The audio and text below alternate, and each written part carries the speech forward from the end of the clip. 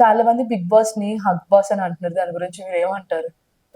ఆహ్, first 2 weeks లేకపోయినా తర్వాత వచ్చినప్పటి నుంచి మీరు కూడా ఒక్కొక్క టైంలో చూసుంటారు బిగ్ బాస్. అవును. కిందొచ్చే కామెంట్స్ గాని, ఏదైనా గాని దాని గురించి మీరేమంటారు? అంటే నేనున్నప్పుడు ఇట్లాంటివి పెద్ద ఎక్కువ లేకుండే. అయ్యో! ఉంటే బాగుండనుకుంటున్నాను. అట్లా కాదు. భయంలో కంట్రోల్‌లో పెట్టాను దాన్ని. నేను వచ్చిన తర్వాత చచ్చిపోతున్నారు ఒక్కొక్కళ్ళు. రన్ చెప్తా ఒక్కొక్కడిని. కొట్టేస్తారా? Just kidding. వాళ్ళు వాళ్ళ కల్చర్ ఇంకా మనం ఏం చేస్తాం? మన తెలుగు వాళ్ళు అంత దాన్ని ఇష్టపడట్లేదు అనేది అర్థమవుతుంది. ఇలా అందరూ చాలా చోట్ల రివ్యూస్ అవన్నీ చూస్తుంటాను. వాళ్ళ కామెంట్స్ చూస్తుంటాను. అన్ని చూస్తున్నప్పుడు మన తెలుగుకి ఇంత మరీ ఏదో అంటే జస్ట్ ఇట్లా మరీ యాక్ట్ చేసుకోవడాలు ఇవన్నీ కూడా జనాలకి నచ్చట్లేదనే విషయం మనకు అర్థమవుతుంది. ఈ విషయం వాళ్ళకి అర్థమవుతుందో లేదో తెలియట్లేదు. మరి వాళ్ళు ప్రపంచాన్ని మార్చాలనుకుంటున్నారా? ప్రపంచం వాళ్ళు మార్చాలనుకుంటుందో? ఈ పోటీలో ఎవరు గెలుస్తారో చూడాలి.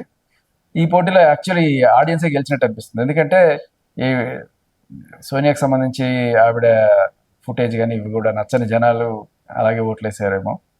అందుకే ఒక సంకేతం పంపించారు ఇండైరెక్ట్గా, మాకు ఇలాంటివన్నీ నచ్చవు. మరి ఆ సంకేతం ఇప్పుడు విష్ణుప్రియ తీసుకొని కొంచెం కంట్రోల్లో ఉంటుందా? లేదు పృథ్వీ నా క్రష్, లేకపోతే పృథ్వీని ఫ్లర్టింగ్ చేయడం ఇట్లాంటివన్నీ జరుగుతున్న టైంలో ఓమాదిత్య గారి కళ్ళు నచ్చుతాయి. అదొకే, దట్స్ ఓకే, కళ్ళు బాగుంటాయండి వేరు. ఇట్లా మాటలు ఓకే, బట్ ఇటువంటి ఏదైనా సరే హగ్గులు ఇలాంటివి ఎక్కువైనప్పుడు మరి అది జనాలు ఎలా రిసీవ్ చేసుకుంటారు? మరి దీనివల్ల పృథ్వీకి నెగిటివ్ అవుతుందా, లేకపోతే విష్ణుకి నెగిటివ్ అవుతుందా అనేది కూడా ఒక చిన్న భయం ఉంది. మరి ఇప్పుడు చూసుకుంటే సీజన్ వీక్ అయిపోయింది. వీక్ అయిపోతే ఈ వీక్ లో ఎవరు బయటకు వస్తారని మీరు అనుకుంటున్నారు? ఆల్రెడీ ఆదిత్య ఓం గారు వచ్చేసారు. నైనిక కూడా వచ్చేసింది. నైనిక కూడా వచ్చేస్తుంది. అంటే మీరు బిగ్ బాస్ లోపలికి వెళ్ళినప్పుడు నేను వీక్స్ ఉంటాను ఇన్ని వీక్స్ ఉందాము అని స్ట్రాంగ్ గా ఫిక్స్ అయ్యే ఉంటారు కదా.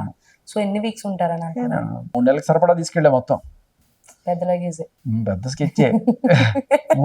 అంటే ఏముంది ఎన్నాళ్ళైనా ఉండొచ్చు కదా అనుకున్నాను. కానీ ఎక్కడో ఒక చిన్న నచ్చకపోతే ఎప్పుడైతే అప్పుడు ఎంత వీలైతే అంత తొందరగా వచ్చేద్దాం. ఒకటే పాయింట్, జనాలకి నచ్చకపోతే అక్కడ పట్టుకొని ఏలాడద్దు. అండ్ నామినేషన్లో ఉంటే భయపడద్దు. నామినేషన్లో ఉంటే జనాలు ఓడిస్తే కామ్గా వచ్చి అసలు నామినేషన్కి వెళ్ళి కూడా దాక్కోవడం అనేది పాయింటే కాదు. ప్రతి ఒక్కరు ఏదో ఒక టైంలో నామినేట్ అవ్వాల్సిందే కదా సార్. అంతే అంతే, ప్రతి ఒక్కళ్ళు ఏదో ఒక టైంలో నామినేట్ అవ్వాలి. నా పాయింట్ ఏంటంటే ప్రతి వీక్ నామినేట్ అవ్వాలి. ప్రతి వీక్ మన పెర్ఫార్మెన్స్ చూసుకోవాలి కదా. బిగ్ బాస్ లో నచ్చని కంటెస్ట్లు అంటే అందరూ నచ్చిన వాళ్ళని అడుగుతారు కదా, మేము నచ్చిన వాళ్ళని కూడా అడుగుతాం. మీకు ఎవరంటే నచ్చరు? ఎవరో ఒకరు చెప్పాలి కాబట్టి మణికంఠ. ఎందుకు? Fake drama sympathy. నిజమే సార్, నేను ఇదే అడుగుదాం అనుకుంటున్నాను. సింపతిని గెయిన్ చేయడానికి ఆడుతున్నాడు ఆట, సింపతితో ఓట్లు కొడదామని అనుకుంటున్నాడు అని అందరూ అంటున్నారు. అది ఎంతవరకు నిజమంటారా? అదే నిజమంటారా? నా కళ్ళారా చూశాను కాబట్టి నేను ఎదురుగా ఉండి చూసాను.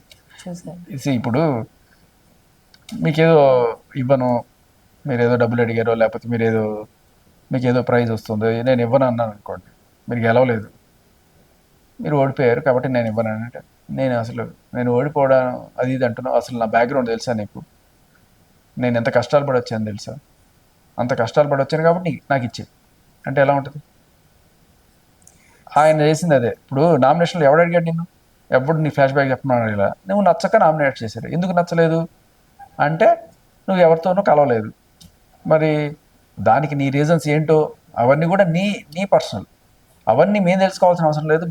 బిగ్ బాస్కి వచ్చినప్పుడు బిగ్ బాస్ ఆడు, నీ పాత జీవితంలో ఏం జరిగింది అవన్నీ కూడా మేము తెలుసుకొని అప్పుడు నిన్ను నామినేట్ చేయాలంటే అది ఎక్కడ గేమ్ అవుతుంది?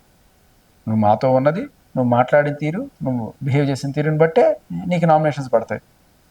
లేదు ఇవన్నీ కాదు, మా అమ్మ చచ్చిపోయింది, అప్పుడు చచ్చిపోయినప్పుడు నేను పేర్చడానికి డబ్బులు కూడా లేకపోతే, ఇవన్నీ చెప్పుకోవడం అనేది అది ముందు కూడా చెప్పుకొని ఉండొచ్చు.